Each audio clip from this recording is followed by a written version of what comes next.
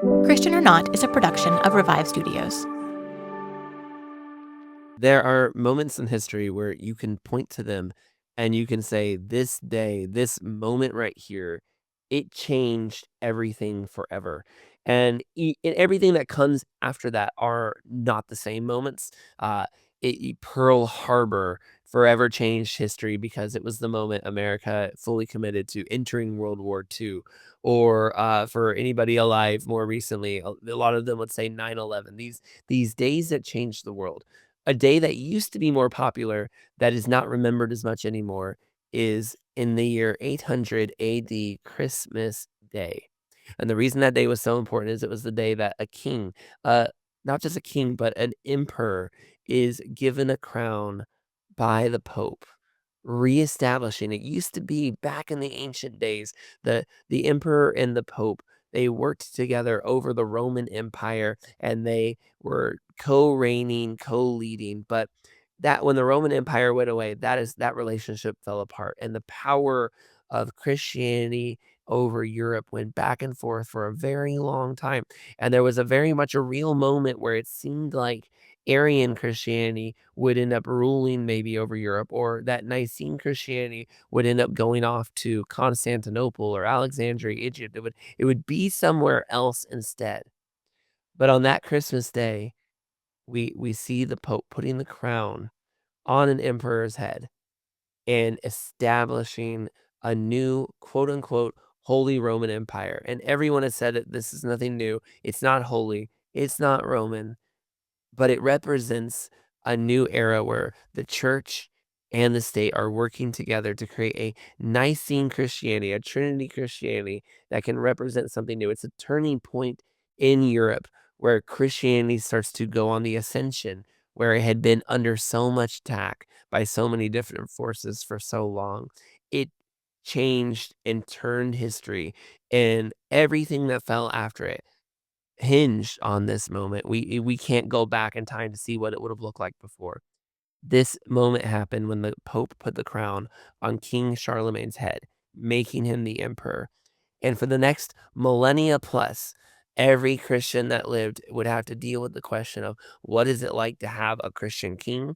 What are Christian kings supposed to be like? What does it mean to rule over lands? How do you both live as a Christian by the Bible? Where does church and state power begin and end? And these questions were around before that, but they took on a new light after Charlemagne. Charlemagne built this amazing kingdom that made it safe for his brand of Christianity and the people of them to live and worship the faith and follow God within his kingdom in a way that they weren't safe before that. The question we're asking on our show is, was Charlemagne Christian or not?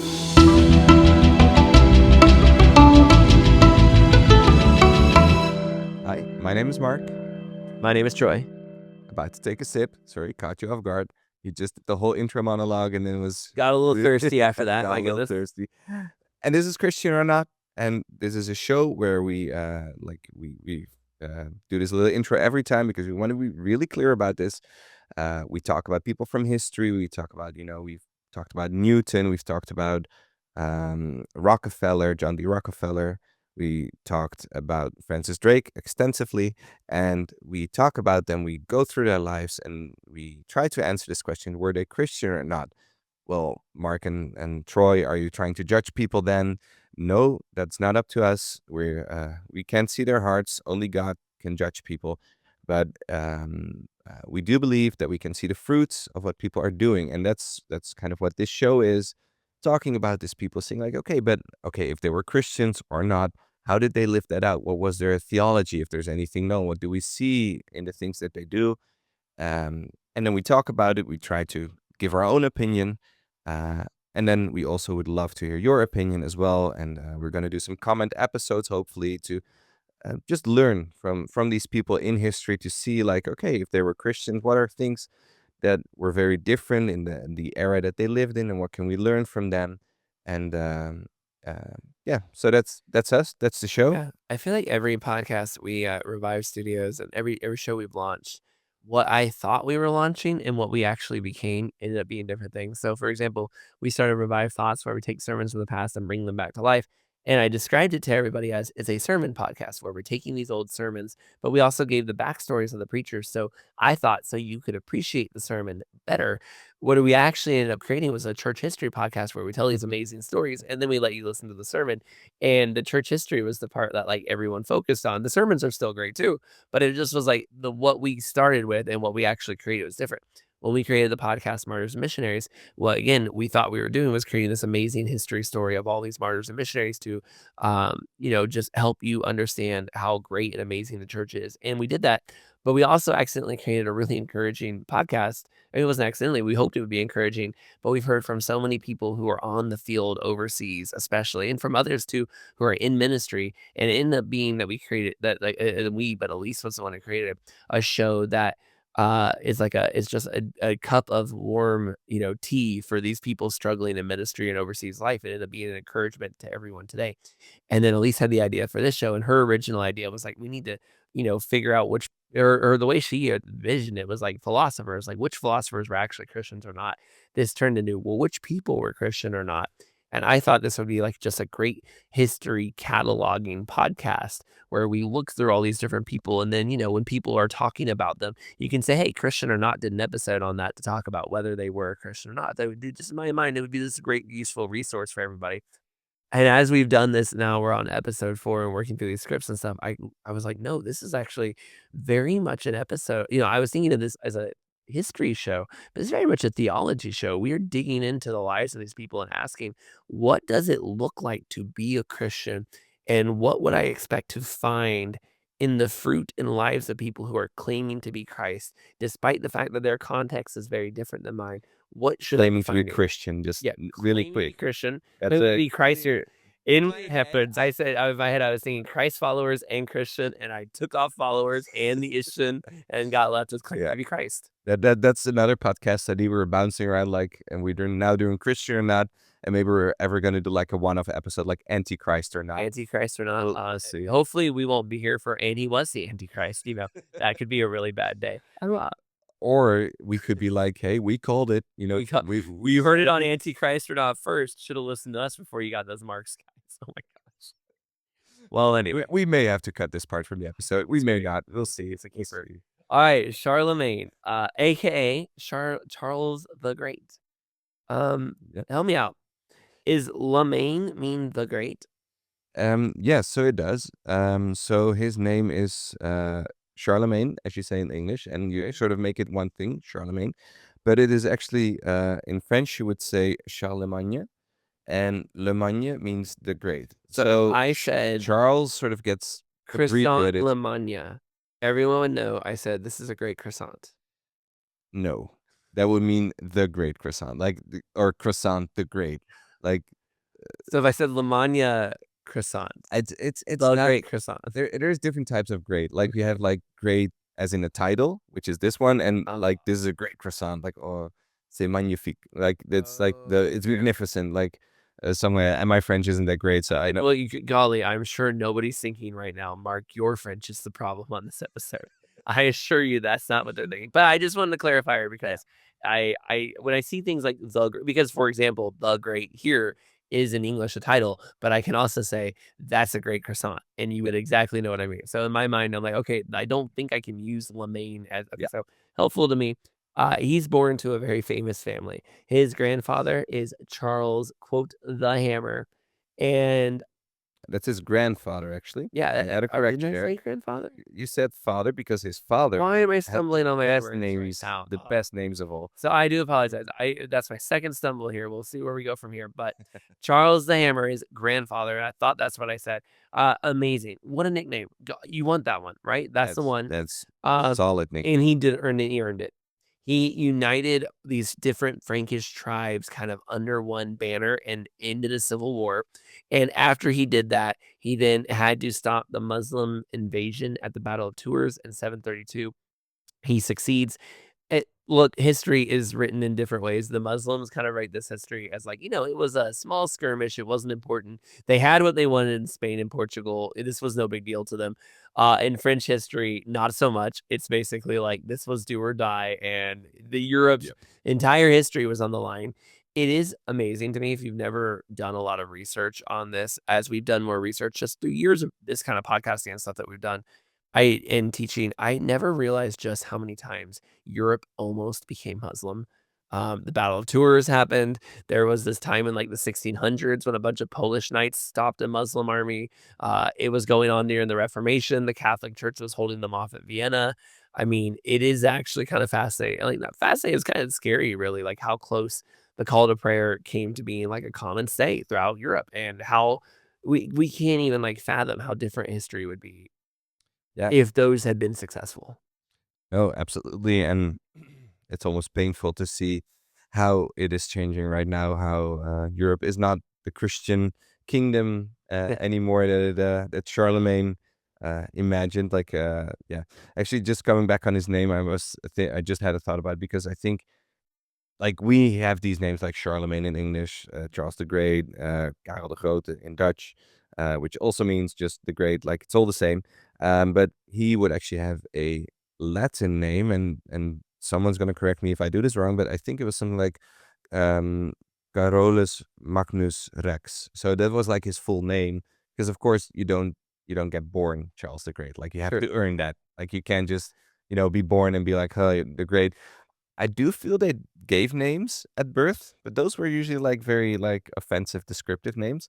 For example, his dad's name, which Uh, I don't know if it was given at birth, but like was well, his mom's name. So Charles the Great's mom is Bertrada, but she was known as Bigfoot Bertha, Bigfoot. which is rough. That is. Come on, guys. Yikes. Come on. You Also, can't be like, doing can that. you say that to the king's mom? Like, can you call her Bigfoot Bertha?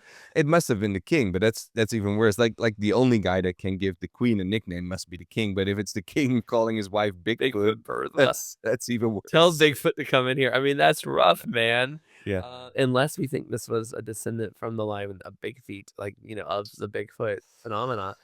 I don't think so. We're not that podcast, so I'm gonna say no. Like let's just say it like this. They didn't have like the low res cameras that Bigfoot is usually filmed with. So maybe there's like a really shaky painting or If we something find a else. shaky painting, then she's in the background of it. That's gonna add a lot of evidence. All right, so then we have his dad. Also, not the best nickname, Pepin the Short. Great first name though. Yeah, I would imagine you would say that. You want to Yeah. tell the audience why you say that? So in Dutch, Pepin is Pepijn, and that is my son's name. So Okay. we love that name. It's actually kind of cool that he has like a really medieval name It that is is actually still cool. happening in the Netherlands. So yeah, it's cool. His name is Yeah. Pepijn, or Pepin in English, because he goes to an international school here in Indonesia. So he goes by Pepin here. But yeah. Yeah, I think it's a great name. Actually, I will say I do think my son always calls him Pepine. I don't think my son Yeah, I know Pepin. that's actually good. Like that's a little bit of a Dutch thing, and the Dutch people are gonna be like, yeah, we know that's what we do. Like we're a small country. Like we learn English from a young age, and we sort of adapt to the other countries. Like we actually had this discussion the other day where you were talking about like how in America sometimes like news reporters, when they say a Spanish name, suddenly they just go into a not flawless Spanish accent to pronounce the Spanish name. And for us in the Netherlands, it's actually more common to do that with like German names or French names. Like there's even cities that we just know by their French name and we would pronounce by their French name. There's cities that we don't do it for as well. But for us, it's more common to use the different languages Yeah. that are around us. So we change our names as well. Like my name, I say here, hey, my name's Mark. This is Christian or not. While in Dutch, I would say my name is Mark. So we roll the R a little bit more. So we do the same for our kids, and because we already sort of knew when we were expecting our first that we would probably not be living in the Netherlands our whole life, we picked names that would translate to English as well. And we keep saying them, but it has actually happened to me. Sorry, we're drifting again. Okay. My wife, she has a very Dutch name. So the people that have ever met a Dutch person will know that we have a lot of in our language. Her name is Gerianne. And here in Indonesia, because that's a hard name to say, because there's the in there and a rolling R. So Gerianne, people struggle with that name. Some people. One of them is sitting in this room with you right now, Yeah, so that is true. She goes by Anna sometimes here, Anna, or in Indonesian Anna, because that's again how the Indonesians pronounce it. One time I was talking to someone, and he just mentioned, "Oh yeah, Anna told me." Someone, Anna, who's Anna? is that? Yeah, we're like, "Oh, who's Anna?" Like, I know people. I don't know an Anna. He's like, "Your wife." Oh, right. So it's good actually. Like, I keep using names differently, but when you say your son, who's in the same class as Yeah. Pepijn, if he calls him Pepijn, then I should probably start calling him Pepijn as well. It was But, actually what threw us off. You're all right. We are off track here. That's okay though, because I remember when we first moved here, Ezra kept talking about Pepine, but we kept hearing you guys call him Pepin. So then we were trying to call him Pepin to be like, we'll match the parents. And then eventually we realized, no, we should call him Pepine. But it was like a back and forth. We were like, we were trying to like match you guys. Like, we'll call him by the name his parents are calling. And then eventually we're like, actually, it's Pepine. So anyway, that's it. But don't worry, Ezra has never called him Pepine the Short. So he's safe from that nickname that poor Charlemagne's dad got. I do feel in first grade we should be stopping them from making nicknames because they will probably not be good. Like, we'll get some more Bigfoots out of there. Maybe that's where Bigfoot Bertha got it. Like in first grade, her feet were huge, and at some point it just stuck. Poor thing. Poor Bertha. Oh man. I feel sorry for her. There's also some other, and I can't remember them all off the top of my head, but in his family line, there was like one like later on, not Charlemagne, but like either his kids or kids. Yeah, the next one is called Pepin the Hunchback. Like, one of his Okay, there's sons Pepin the Hunchback, is called. and I think there's like a Charles or something the Bald as well. So like it was like every other. It really felt like it was every other name was either great and terrible, and it just seemed like, okay, you got stuck with the Bald, or you got stuck with the Simple, or you got stuck with the Hunchback. Rough. And rough too that you go down in history for probably the thing you're most insecure about. Like, you know what I mean? Like, Yeah. I can't even know what that would be for me, but could you imagine, you're so-and-so the acne face or something like that? Like, that's not something you want to be Yeah, remembered. no, in the history. you want to be the great. Like, you want that nickname of being the great, or The great, the hammer. those kind Wow. of names. All right, we spent an enormous amount of time talking about Charlemagne's name. I do apologize, but I feel like it was a perfectly acceptable side street to go down. Now, he's difficult. He's difficult to explain as a person. I let me like he okay. So he's sociable. Like if you met him, he would be chatting with you. He would be interested in with you. He might challenge you to a swimming bath contest where you're at his pool at a Roman bath style bathhouse that I guess they rebuilt and got up and going, and he'd want to swim back and forth with you. Boy, it's such a random thing to think about, like this leader, but he loved these swimming Yeah. contests. And he'd get his guys in there, and they would swim back and forth across the pool, having fun, I guess. He was known for being gluttonous and throwing parties that were a lot of fun. He was tall, handsome, but maybe going along with his gluttony, considered a tad bit overweight, but not like enormous. Now, he wouldn't have gone into history books as the fat. Just you'd look at him and you'd go, all right, so you put on the Christmas 15 kind of thing. He changed Rome, and I don't mean the Holy Roman Empire. I mean actual Rome forever. He took over the area of northern Italy and Rome. And at the time it was being controlled by a group called the Lombards. He could have made that French territory. He could have said, I am the Holy Roman Emperor and I own Rome. Or he could have just said, this is all France's now. He doesn't. Instead, he gives it to the Pope and gives them back their lands and says like, "Hey, you should run this area. I don't want to step on your toes," which I think really challenges the perspective that Charlemagne was just in it for power and greed and making a name for himself. Yeah, no, I think you're correct there, because it's good to know, like, of course, in those times it was like you inherited the empire from your father. So in his case, Pepin the Short, at one point gave the empire to his two sons. Charlemagne had a brother, and they were supposed to run it together, but they had a falling out, so it was mostly Charlemagne doing the work. And the brother passed away after a while, and he just, yeah, he sort of got handed the entire empire. So it was split between him and the brother. Then he got the whole empire, but there was never, like, I feel like, a very strong expansion just for the sake of expansion. Yeah. With him. That is He true. Yeah. he ne like, and which is a big deal because if we wanna go through world history leaders that intentionally built a giant empire to build a giant empire, I mean, we're talking Alexander the Great, we're talking Genghis Khan, we're talking almost everybody. But when you get to Charlemagne, like, he's giving land back to people. He builds a big empire, but he's also giving land back, and nothing would have solidified his power more than to have the Pope and all of Northern Italy to his land. I mean, it would another one of those history changing things. But he was like, no, I'm not going to do that. I'm going to let the church have that land. I'm going to let the Pope have that land. That feels right to me. And that really, how many? When did Alexander the Great ever give a country up? Right? When did Napoleon ever say take that land back? You know, like, they took lands and they held these lands because they were trying to make a name for themselves. To be fair, though, I think Napoleon actually did give Rome back to Pope. So you know what, that one actually might not qualify.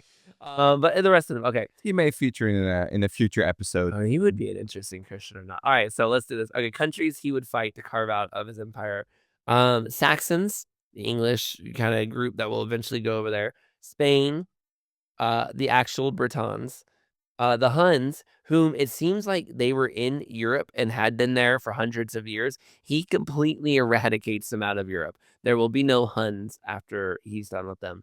Danes would sail in and attack this part of the world on like pirate ships, so he would run them out of town as well.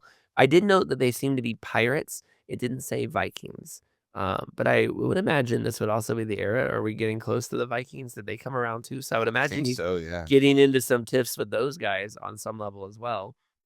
On the one hand, he did things that we wouldn't agree with. And I think the biggest controversial thing, like when I was looking and Googling, like, okay, would Charlemagne be a Christian? He fights all these people, he builds his empire, he does the classic kingly things that we see him do. But one thing he does that's extremely different, that hasn't been done before, is when he takes over your land, he then says, you have a couple options. You can leave. I do believe that was always on the table. You can stay or you can die. Like, you can fight and die. But if you stay, you're going to be baptized as a Christian now because we're not having a non-Christian kingdom. Like, there are plenty of places you can go be non-Christian all over. There are lots of pagans in Europe. There are lots of those. There are these kind of barbarian people who kind of put Jesus in there, like next to Thor. It was a kind of Aryan thing going on. Very common at that time. But in the kingdom that he was building, there's a trinity. Jesus is God, and you're either getting baptized with us in Rome or you're out of here. And I think that that's something that I didn't know as much about before we started researching Charlemagne. But I think that's a very important point you're making because it wasn't that like all of these barbarian tribes were not Christian. Actually, many of them would actually qualify or in a certain way as adhering to some kind of Christianity, but none of them were actually acknowledging Jesus as God. So they would fit into the Arian school of Christianity or Arian heresy of Yeah. Christianity, just to put it correctly. It was like, we got clarifiers here. We're not Arian. We don't think Arianism was good. So like these, but they would have, they acknowledged that a lot of them acknowledged they had been around since the Roman days. Like they had heard about Jesus. They just slid Jesus in there next to Thor as like one other god out there to deal with. The idea that he's the God, that he was man and God, that he died. Like, they heard about the cross story. I would imagine they had some familiarity with it, but it wasn't the Christianity we acknowledge. But part of the reason we acknowledge this Christian, it's the truth, but also because of what Charlemagne did. He created a beachhead in Europe for it to survive as it had been on the ropes for a while. Yeah, yeah, and that's very important. So let's just keep going here in his biography. You can already tell if you've been listening to the other episodes. This one's a little different because Charlemagne, like, there's a lot of like, and then he went there and he fought these people, and then he went there and he fought these people. But history was a little less being documented. There's a one biographer like really close to his time that wrote a biography that we drew a lot from, but this one might feel a little less chronological for you and a little bit more like, hey, just going over some of the things that he did. So let's keep going Yeah, here we're with kind that. of just picking and choosing because we don't like. I could sit here and say, and that's when he attacked the Vikings, and that's when he attacked, the Gauls or but I don't feel like that's really what you or I are looking for as an ancient history lesson from 1,300 years ago. We're trying to figure out, well, was he a Christian or not? And Nicene Christianity did not have a lot of strong points at that time in Europe where it was doing pretty well, and this will change forever after the Holy Roman Empire. Now, when all the wars and fighting are done, Charlemagne wasn't just fighting and killing his enemies. And by the way, it's hard also not to mention, um, I feel like it has to be mentioned, the idea of either you convert, leave, or die. It does sound a little. There is another faith that has a similar track record in history, and a lot of us would say that's not a good thing to do. So That is true, but there is a point here to make, and maybe you were gonna make it later as well. But like, we're not talking about like um these people are just, hanging out, going about the business. Like, yeah, we're talking like potential, like, still child sacrifice, yeah. very pagan Yes. stuff happening I mean, in here. in a lot of and it's really interesting to me on the sacrificing thing because I've read a lot of history texts, a lot of stuff, and I feel like, and maybe I'm incorrect, maybe you heard this a ton growing up or something, but I feel like a lot of European history tries to act like human sacrifice. What human sacrifice? Like that sounds like something that happened far away. But like we know that the Windish people were probably doing it even as late as the 12 and 13 and 1400s, and they didn't live. I mean, they lived kind of off the side of Prussia. That's not that far from where Charlemagne is. It's certainly not outside the question that 700 years earlier, human sacrifice and stuff is happening in this side of the world. And yet I feel like it's like pagans were always just super nice. Sure, the Vikings are killing people and drinking out of the heads of their enemies, but like human sacrifice, that seems like these are brutal people to have as your neighbors. What do you do with neighbors that kill tribes of people all the time, destroyed the Roman Empire not that long ago? They're not neighbors that are nice to you, and I think that we really have to be careful not to put our modern sensibilities on what Charlemagne is doing. The reason we can feel comfortable and say, "I wouldn't do that," is because a bunch of people who lived before us did it to make it safe enough for us to say that. That doesn't mean what they're doing is okay. Morality is true. Like, this isn't relativism. You either can't it's the right thing or the wrong thing to do, regardless of the time frame. But it's just important to remind ourselves, you aren't in his shoes. Your kingdom won't be destroyed by Vikings if you make the wrong decision. Your people won't be slaughtered and led to a tree of Thor to be brutally murdered at a sacrifice like Boniface walked in on. Like, these aren't things you ever have to worry about. And because you don't have to worry about that, you can sometimes distance yourself and say, wow, that seems really mean of you to say those things, that you have to become a Christian that way. But what is the option? Let these people stay and continue. Would you let these human sacrificers stay and continue? You could even make the case that allowing them the option to be baptized and be Christian is actually a lot more merciful than maybe they deserve, because certainly some of them have done some pretty awful things.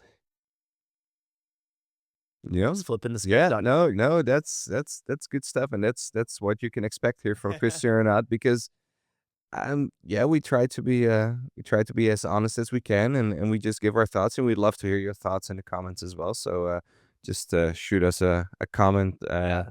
and we'd love to keep talking about this, and we're gonna keep talking about Charlemagne because there's definitely more to his bio that we need to talk about, and there's this next thing that I see here in the script that I would love to hear from Troy about is something called the Carolingian Renaissance. I'm so glad you pronounced that because I kept pronouncing it in my head, the Carolinian, like North and South Carolina, but I know that's not what it was. So I appreciate you hitting that for me. Yep. So one thing he's not remembered for as much, but he was very important to him, was a Renaissance. Like, and we all know the Renaissance is a different era. It's in the in the 1600s, sorry, like the 1500s, where art and culture and Greek, all these different things that were of the past, and new ideas, and maybe even some bad ideas like humanism got mixed in. But it was this restoration of learning and arts that was really important to European history and world history.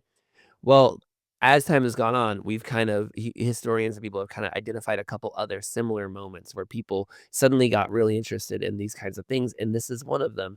And the reason is because Charlemagne established schools and treated education as extremely important to what he was doing and trying to do, which is interesting because he could not read or write. And also, he did not teach his own kids to read or write. He taught the boys and the girls different things. To him, it was very important that the boys learn to run a sword and to fight with swords and like know how to do that because in his mind, they're going to be warriors like himself.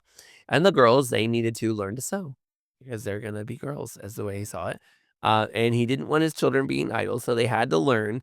But that was what they had to learn, not those two things. Now, by the way, before you think, well, what was he kind of tough on it? He loves his kids. Like he took them everywhere, including to like when he had battles and stuff. He was like, kids, we're like the whole family's coming. We're all gonna be there. And that A nice wasn't family outing. a nice family outing. Daddy's got to go kill and or baptize these people for a while. So girls sew, boys pretend fight. Dad'll be back here even for a bit. Now he had 17 kids. So if a king ever had a good excuse to not bring the whole posse, but he took them all. He loved his kids. He thought they were great. And again, and then who knows? I'm sure some of the swimming contests avoided him and the kids running back and forth. He did get better at studies. He did eventually, I think, get to where he could kind of write. Writing was the one I think that I read that he always really struggled with. But he could understand Greek. He could speak and pray a bit in Latin. He enjoyed math quite a bit. And he loved having books read to him while he ate. And he loved like particularly religious books, like his go-to if I've got to eat and I want to, I know people who put on TV when they eat and stuff like that. I don't do that, but I know people who do. And for Charlemagne, the put on TV was City of God. Like he's going to have St. Augustine's classic text read to him. How should a godly leader and people live in that city? That's what he's going to have. So this seems like, I mean, it's pretty good stuff. I like this aspect of his life. I like what he's doing. There is an issue and we should get to it. He has 17 children. And the reason he has 17 children is not because his wife is a champ. I mean, she probably is. Well, one of them. One of them is Or yeah. because he also had more than one wife. And I gotta be honest with you, that's a weird one to me. And he is actually one of the only European leaders that I can think of that has this. Like when we Well, at least at the same time, because we have people coming in later that divorce, that sure. marry in sequence. Henry multiple the Eighth wives. has his whole wife Yeah. after wife issue. But in the case of Charlemagne, like he's just married to two women. Like it sounds like Old Testament-y, like something from it. I mean, David and Solomon, like it's that style of thing. And from what I could read and research, I feel like it was common in the Frankish tribes to do that. They didn't see a problem with that. I don't know if it was super common with the pagan tribes they lived amongst, but I would imagine it probably was. What I feel like that tells you is how early Christianity, like how not spread into the land Christianity was, that these kings are seeing this as a common idea. Because, like, when I think of okay, so when you think of having more than one wife, David Livingstone, famous missionary, goes to Africa. He meets with different people all over Africa. And one of the biggest issues he has is all of these guys have more than one wife. And the idea is, do you fight this battle and cause these guys to give up their wives? That can leave these poor, women with no livelihood, and it can be a really big like thing to get to that place. But a flip side of it too or do you just kind of preach the gospel and over time, like society will correct itself and you will see them eventually give up multiple wives to live a more Christian life. It's a hotly debated thing, especially in areas where that is more common. But I do think it tells us a lot about like what Christianity looks like in that part of the world. And it's definitely not nearly as thoroughly thought out and rolled out and understood as we would have today. I mean, in all fairness, it's give or take 1200, 1300 years ago. So Yeah, there have been some developments. we've moved along a Yeah, bit. yeah. We've certainly written more books since then. But it is a weird one, and it is just an awkward thing that Charlemagne has going on. We don't and to add into some credit, we don't he has 17 kids. We don't see anywhere where I didn't read anywhere where he treated his wives poorly. I don't read anything where he's, cruel to them. It just seems that he has more than one of them, and that was common among the Frankish tribes during that time. Um, some other stuff he did. He's got some other just odd things. For example, he got along really well with like the Muslim leader that was living south of him in Spain. The same one, this is the same area where his grandfather had, hammered that line The down. hammer down. But he's getting along pretty good with these guys. They seem to be his friends, and one of them he really became quite buddies with. And he told him at one point, he said, "What I've always wanted is an elephant. Like I've read about these elephants, I've heard they're cool, but I want an elephant so bad." And so this guy's like, "I'll get you an elephant." And so I mean, he would have had to work out some trade and stuff. I mean, just imagine getting that elephant on a ship, sailing it to Spain, how much that costs, how much effort that is. But this guy got him an elephant. It was like, "Hey, I got you your elephant." Charlemagne's like, "My elephant. This is amazing." And I don't I mean, what a bizarre, it just tells you that, like, he definitely got along with them pretty well. They were on, I think, a mutual respect a little bit. Like, we see your big Christian empire up there. We respect and acknowledge that it's pretty powerful. We get along. So here's an elephant. So just stuff like that really, I think, gives you insight into his way of like operating the world. When I said he was sociable and fun, he's the kind of guy that if he's your neighbor and he wants an elephant, you want to get him an elephant. I I don't know what to say. I'm just trying to imagine like the years like 800 something ish, and like this. Like, okay, we have pictures, we have books, like our kids grow up, like this is an elephant, this is an ostrich, this is, a flamingo, all these things that we would not see in the Netherlands necessarily, but they all know all the animals. They know what I don't know, like a lion looks You guys like. have a zoo, don't you? Yeah, we have zoos, of Yeah. course, but like just trying to imagine like there's all these animals that aren't there, and then you suddenly have an elephant, like in what is now like Germany, Belgium, like that area. Like Yeah. there's an elephant. Like that must have been quite the attraction. Oh, I'm sure. That's And it must have been wild. And I mean, like, it's a big, dangerous animal. that as well. Like, you know what I'm saying? Like, and you don't have tranquilizers and stuff like that back then. I mean, it must have. I hope he got like some zookeepers. How do you call it? Like some caretakers I with mean, them. Like, how do you figure out how to take care of an elephant? there's so many questions that he must have had. But Yeah. also, like, think about how cool that would be to see an elephant, for them to have, like, you're the first person on your side of the world to see an elephant. Yep. Maybe period, since the woolly mammoth days, and you're also like, and just to it's so for there's, like, these old medieval paintings, if you've never seen them, of, like, they were trying to draw a lion, but they had never seen what a lion Oh looked yeah, like, those are and they're some of the ugliest things in the world, but you can't blame them. That's probably what a lion would look like if you'd never seen a lion and had only read descriptions of a lion.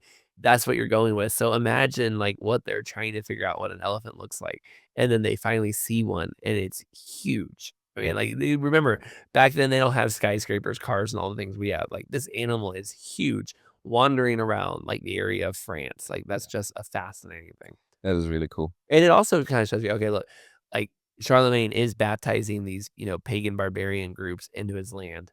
And they would, by the way, sometimes reject him, and so then he'd have to go back and rebaptize them. So, like, it could be a process. It might take multiples of baptisms to get them to, like, "Are you gonna actually stick with your baptism this time or not, guys?" And I do believe he did sometimes, like, say, "I think I'm done baptizing this tribe, get the swords, guys." So, like, it was not always a peaceful contest. But he clearly didn't just hate anybody who was non-Christian. He was on such good terms with the guy south of him. Yeah. The guy that his own grandfather, had his family line had fought off, they're hanging out. So it was not, I don't think it was that I hate these pagans. I hate anyone who doesn't look like me, who doesn't think like me kind of thing. I think it was just these are dangerous people in our lands. They either need to get on board with what we're doing or they need to get out because we can't have a stable empire with Yeah. them ruling inside. Yeah, and I think that really touches on like this most famous moment that you already described, like he gets crowned the emperor of the Holy Roman Empire by the Pope. So he is now for the first time really establishing this idea of like being a monarch, being a ruler of a kingdom, but also that kingdom therefore being of a certain religion. Like this is the first time this really gets done, at least in Europe, so clearly. Like, okay, if you're within the borders of my empire, you're a Christian because we are a Christian kingdom, and that is a very, like you shared already, a very pivotal moment. So when you think about these tribes being within the borders, like it's really take it or leave it, like Yeah. literally take it or leave it, or third option, the sword. But so It's still it's take yeah, it or leave it. We're just gonna really enforce the leave yeah, it. we're gonna make you leave. Like, you didn't get a Yeah, choice. Now, if yeah, you chose leave it, you did yeah. leave it. Yeah, no, so that's It's a very interesting thing, and I think we're going to be talking about it a little bit when we really move over to like the part where we talk about like, do we think he's a Christian or not? But there's uh, he did a lot for Europe, like we touched upon it a little bit, like the schools, and he was also actually like pushing for like the monasteries to train more monks and people to get like religious training as well. Like he would send people from his court to Yeah. get like some kind of theological training. And I really like this actually, like you already mentioned, like he has St. Augustine's City of God read to him like any chance he gets. By the way, did you It's know like, France loved City of God, if I'm remembering this correctly. It was France that tried, like, in the 400s, so a little bit before this, but I'm guessing it's, like, the ancestors of the Frankish tribes that tried to get Augustine, like, officially canonized in the scripture. Like, they were so convinced that Augustine was, like, just above board that they were like, "I think Confessions and City of God is actually scripture," and it forced the church to kinda have, like, it was one of the reasons why they had to affirm. I mean, they were already had lots of, fraudulently written stuff, but it was another thing they had to affirm, like, what makes somebody an apostle and or, like, able to write right. scripture, and that was kinda, like, the one of the things they had to say is, like, "Yeah, Augustine never walked with Jesus." So, great books. I will say, as somebody who has read Augustine's Confessions and parts of City of God, I do enjoy them. I do think they were maybe, a little mistaken to put them on the level of scripture. They are very interesting, great reading, but, like, they're not quite there. There's definitely a few step underneath the Lord's holy written words, and, but he does have one of my favorite quotes in Confessions and of, like, any written work, which is, like, he's the whole if you haven't read Confessions, it's like an autobiography where Augustine is going through his entire life, and he's like, he was like, he's talking about as a baby, and he's just like, "As far as I know, I was a baby like any other baby, and everyone's told me I was. But eventually I passed on from being a baby, or should I say baby like it passed through me into, like, childhood." And I'm like, "What a bizarre, like, way to describe I was a baby and I turned into, like, a toddler." This is like, teacher says 800 words and you need to like embellish those Really, yeah, sentences. it really is. It's Like, like, "Okay, dude, like, you think you're getting a little too detailed when you're, like, describing being a baby for, like, 2 chapters when you don't even." He's like, and at one point, he's like, "I don't remember this, so I'm just giving you what I've heard about myself." I'm like, "Of course you don't remember being a baby. Nobody does, Augustine." Uh, yeah, but he I've also heard rumors that I was. Yeah. but he also did say something that still to this day trips me up when I think about it, so I'll drop it on you for the podcast, and then we'll get back to Charlemagne. But I just think it's interesting that he's like, "I love City of God," and I'm like, historically speaking, your entire region did. And everybody does, but still. But in, Confessions, he also has this moment where because he'll, like, tell his life story, and then for, like, 20 chapters, he starts talking about memories and how the brain works. And at one point in the middle of, like, this long thing about memory and how the brain works, he's like, "You know what's" I don't know how to describe it, and I'm saying it so wrongly. Anybody who's listening to this who likes Augustine is like, "You're not giving him a scholarly due." I'm sorry, but to me, he's just like, "You know what's trippy?" It's like, your brain forgets something, but you know that you forgot it. And he's like, "Where did the memory go? But how can you know that you don't have it anymore?" And he's like it's like he's like in the way to describe it is like, if you forget someone's name, you know what their name isn't. And I'm like, "That's actually really weird, though." Like, if I forget that person's name, I know their name isn't George, I know their name isn't John, I know their name isn't Steven, I just don't remember what their name actually is, which means somehow my brain can forget something, but still hold on to enough of it to not forget it, and that's so weird. So I leave that for you, listener, to deal with that confusing aspect of reality that Augustine left on me. Well, thank you, Troy, for, confusing me right now. It's a very deep thought. I wonder if Charlemagne read this. These are the kinds of things he had while eating dinner that he would sit there and ponder, for sure. Oh man, I think his soup would go cold, and he would just be staring in the distance. and And he would, "What soup am I eating?" I know what it's not, but I don't remember what it was anymore because it's cold. Alright, you know what? I think it's time. Was he a Christian? Let's dive in.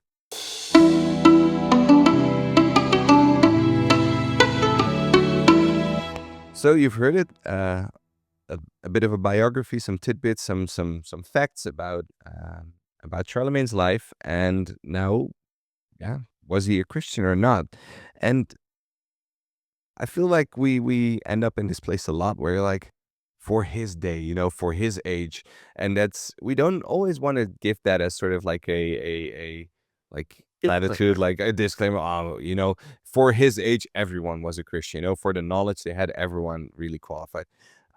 Definitely not. Like you will see people on our podcast that you may have thought they were Christian and they were not, as far as I've seen the list of who is coming up. I know for a fact one person is going to be ranked as not a Christian in my vote. at least So by you. So that's yeah, you little spoiler or no spoiler.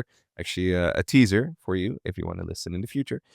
But Charlemagne, um, like the convert or die by the sword. so that is, I think, Yeah, a big stick. He has a lot of really great things going for him, but that is to me concerning. yeah. It's concerning because Romans 10, if you confess with your mouth and believe in your heart, is what Mm, it says in the scripture. It doesn't say if you're baptized and claim to be a Christian, so you are. It's got to be in your heart. So it is deeper, and it is something that is unique to Christianity. You're not just, I'm born into a Christian family, so I am a Christian, or I did these Christian works, so I am a Christian. It is something that is out of your heart that only God can truly know. Like it is a unique thing of our faith that it is expected to be on this deeper level. Certainly Charlemagne knows this on some level because his dad, or his grandpa, we keep going back to Charles the Hammer, but his grandpa Charles the Hammer paid for Boniface to be a missionary to Germany. And Boniface is one of the most effective missionaries of that era. He would go from tribe to tribe, mm, sharing Christ personally with these people. He cuts down Thor's tree, but it's very clear, which is where we get Christmas trees from. So thank you, Boniface. But like we, so he's aware of missionary work. He's aware of these things. He certainly would have, on some level, have heard the stories of his grandpa sending missionaries. I didn't see any evidence that he was doing that same kind of stuff. yeah, And so that is to me a little bit of a detriment. Like I would have liked to have seen more of your personal thing. Another thing that people kind of held against them, obviously, too, having more than one wife, that is weird, doesn't look great. Scripture says that one man and one woman, and he's not following that. And one more I think that was against him is there's not a lot of personal writings by him. But I think that's mainly because he couldn't really read or write that well. Like, he loved to understand and learn and educate himself, but we're not gonna have a personal diary by Charlemagne because he's not really writing super well for his era. So, again, I do think he did by the end of his life have some kind of idea, but it was definitely like it took him his whole life to get there and it wasn't yeah, easy. So, of course, we're not gonna have personal writings. But it does mean that we don't see his personal thoughts. We can never see what he thinks about his walk with God. The argument could be made that all of this was public displays of, Christianity to shore up power, get everybody baptized into Christianity to unite the kingdom under this new big empire he's building. Hence why you call it the Holy Roman Empire, even though it's not Roman, but you're trying to evoke the old Roman Empire into your new kingdom, all to create a sense of unity, to create a sense of power, and to firm up your position. You're having the Pope put the crown on you because you're merging all these ideas, not because you believe in them, but as a political, event to get the people on board. That's the super cynical approach someone could take. It's not the I'm approach. hearing a maybe coming right It's too. for me, a the approach I take. I am not a super cynical person, and I think a guy who sits around listening to City of God, and a guy who goes out of his way to teach people how to read and write, so that they can train monks better, isn't just doing all of this for political power. Because you know what? He already had all the political power. Yeah, He didn't need to do all that extra work to unite people under him. He was already in power, and he could have owned Rome. He gave it back. He didn't need to educate his people. He already was in control. So to me, I look at it, and he could, and if he really baptizing them again, you may not like that standard, but he could have just killed all those tribes. He was a firmly in control leader. It doesn't make sense to then say now he needed this propaganda effort to get people on his side. It was already on his side. So if he's doing these, he has all the power. What does he do with it? He sets up schools. He trains monks. He learns a lot about the Bible, and he takes his faith pretty seriously. And he tries to get his kingdom to do so as well, and creates the first truly safe place for Trinitarian Christianity to flourish. To me, that looks like what a Christian would do. yeah. And to make some counterpoints to your cynical approach that you just took there, um, when you look at like the idea of like baptizing them by force, basically, like, okay, that's a bad thing, but could you also say that he's sort of creating a safer environment for them to actually then get True. introduced to some more of the Christianity? Because you mentioned Boniface, he did meet his end Yeah. also on True. his missionary trips, being killed by the people, the Frisians in that case, um, where he was, and you know, yeah. Am I saying this is a valid missionary strategy? No, I don't think so. I don't think that is what the Bible necessarily teaches us, but maybe for that time, maybe for that era, it was actually something that was necessary for Trinitarian Christianity to survive and also to be able to spread. Like, yeah, maybe they were like we don't really deal with these things anymore right now. Although you could still probably find some of these tribes out here, like in Indonesia, and the very remote parts or other remote islands that are still out there. For many parts of Um, Africa, there's violent well, let's take mm, an example like that. There are regions in the world where there's so much violence. If a Christian king or leader rose up and basically carved out a part of that area inside their own country, of course, and they said, like, or they take their country and they say, "We're gonna enforce the laws. You either get on board or get out. Like, this is gonna be a Christian country, and we're gonna not deal with all that stuff that's been causing all this violence in our country." It would look messy. There might be human rights people that would cry out and say, "This is going too far." But also 20 years from now, there's probably a pretty high chance that that country would be a lot more peaceful if it didn't have any, like, external problems, and its people would be maybe better off for it. So who are we if we're in that region, in that highly violent, volatile region, can we really how much can we judge a person who says, "I'm trying to fix this super broken mess. We've tried so many things. Let's try this one." yeah. And also, how do you deal with the fact, like coming back to like Charlemagne, like they don't greet you openly and happily like, "Oh, hey, hi, Charlene, welcome in, come and talk to us." Like, there's not like there's first an open conversation. Like maybe we picture like, okay, first they had a sit down and Charlemagne sort of explained the terms like, "Hey, I'm here now. You're either gonna, be baptized or I'm gonna kill you or you're gonna go." Like, there wasn't like that civil sit down first and, go over the terms. This is like really like warfare. There is so You also have to deal it's with messy. it's also have to deal with the kinda confusing aspect too where I mean, very firmly, infants are baptized, they're saved, right? So, Yeah. in his mind, if I'm baptizing you, I'm sending you to heaven. Yeah. Yeah. That's Which is another aspect of it where, like, they're in their mind, like, I'm saving your life. yeah. You're welcome, like, Yeah. you're welcome to the kingdom, also welcome to the kingdom because you got baptized. Now, is that, again, a valid strategy for sharing the faith? No, I don't think so. But if you're a king and you're trying to conquer a land and you think this is sending people to heaven, would it be a viable strategy? I think at least it doesn't I don't think it disqualifies you from being a Christian if you do it. I think so too. So I feel like we're in agreement Yeah. this time on Charlemagne. Um, like you said, like the education part, the reading City of God, like there's some clear signs where you really see like he wants to do good, like Yeah. he wants to do well. And yeah, there is some rough edges, like the multiple wives is something that we right now don't do anymore. And but I also struggle when I read the Old Testament and when I'm reading all these things of like Abraham, having True. multiple wives and Jacob having multiple wives. Like there's it's yeah, it's I struggle with those texts still. Even when you think of like it's the 12 tribes coming out of that kind of situation. I don't think this is the time to get in a whole discussion, and you already think But explain some like things about it. 12 tribes, and maybe a good way to put it is like, in Jacob's case might be the great way to say it. Like Jacob, what I don't think God wanted Jacob to marry, 4 I think ideally 1 man, 1 wife, but God used that weird, crazy, messy situation to create the 12 tribes of Israel, which created the people group of Israel, which, what I mean, changed everything. In the same way, Charlemagne was probably supposed to be married to 1 person, but God used this messy guy named Charlemagne, who I think was sincere to create something really good that the world needed at that time. And if I can add too, when the biographer is writing, like, he listens to City of God, he likes reading books, he's doing all these things, like, sure, he's adding fluff, but the most important part about biographies back then was their opinions on wars and stuff.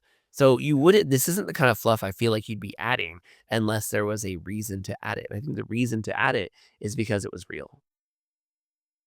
And I think that would be a good note to end on. Yep. Charlemagne, you heard it here. There you go. Christian or not, we Do- think he is a Christian. Do you agree? Are you gonna tell us why we were wrong? What did we miss? Share some Bible verses. Share the stuff that you feel we are on the wrong pace on. Maybe you're like, hey, you guys are just too merciful. We need to be a little more strict on what we're calling a Christian around here. Or maybe you've read something and you're like, no, look here. There's this very clear text where Charlemagne doesn't believe in God or something. So send that our way if you know about it. Leave it in the comments so we can read it, because we're looking forward to doing a comment episode where we can kind of cover your opinions and see if you agreed with us or not. But in the meantime, this is Christian or Not. My name's Mark, My name's Troy. and we'll see you next episode.